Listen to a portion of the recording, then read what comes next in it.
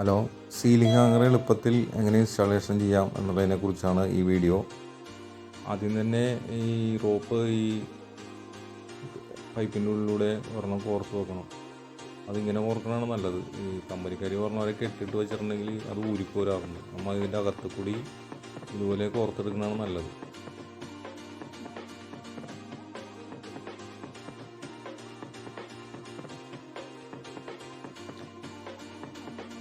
ഇത് കഴിഞ്ഞ ശേഷം 2 പ്ലേറ്റിൽ ഒരു പ്ലേറ്റ് നമ്മൾ ആദ്യം തന്നെ മാർക്ക് ചെയ്യണം. ഇതിങ്ങനെ വെച്ച് ഓരോ സ്ഥലത്തിൻ്റെ സൗകര്യം അനുസരിച്ച് മാർക്ക് ചെയ്ത ശേഷം ഇതുപോലെ ഒരു കുപ്പി കട്ട് ചെയ്തെടുത്തിട്ട് നമ്മൾ ഡ്രില്ല് ചെയ്യണത് നല്ലതാണ്. മേത്തൊന്നും പൊടിയാവില്ല. നല്ല പരിപാടിയാണ്.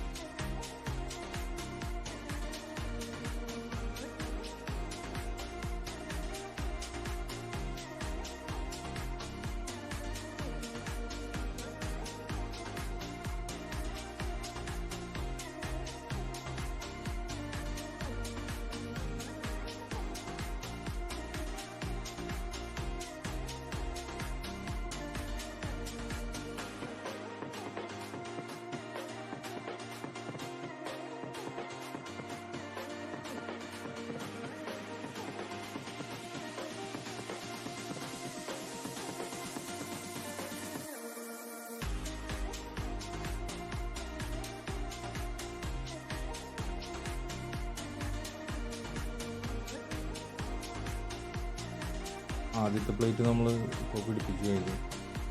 ഇനി അടുത്ത പ്ലേറ്റ് പിടിപ്പിക്കാൻ നമ്മൾ ആദ്യം കോർത്ത് വെച്ച ഈ പൈപ്പ് എടുത്തിട്ട് ഇങ്ങനെ വെച്ചിട്ട് മാർക്ക് ചെയ്യണത് നല്ലതാണ്. അപ്പോൾ നമുക്ക് കറക്റ്റ് അളവ് കിട്ടും. ഇങ്ങനെ 2 സൈഡിലും വെച്ച് മാർക്ക് ചെയ്യണം.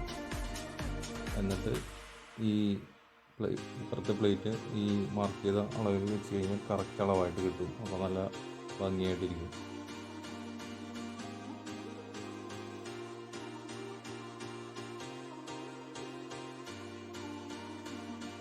ഇത് ഇങ്ങനെ ഡ്രില്ല് ചെയ്ത് പിടിപ്പിച്ച ശേഷം